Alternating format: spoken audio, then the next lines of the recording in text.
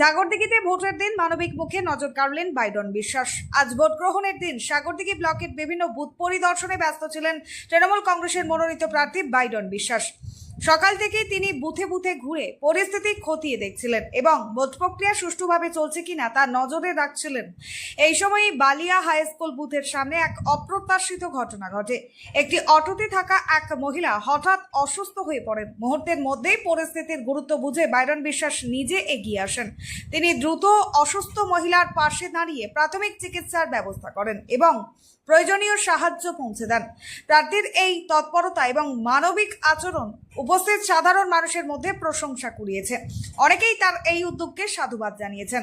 এই ঘটনা আবারও প্রমাণ করে বাইডন বিশ্বাস শুধুমাত্র একজন রাজনৈতিক প্রার্থী নন, তিনি মানুষের পাশে থাকা এক মানবিক মুখ, যিনি দুঃসময়ে সাহায্যের হাত বাড়িয়ে দিতে পিছপা হন না। ব্যুরো রিপোর্ট, সময় বার্তা।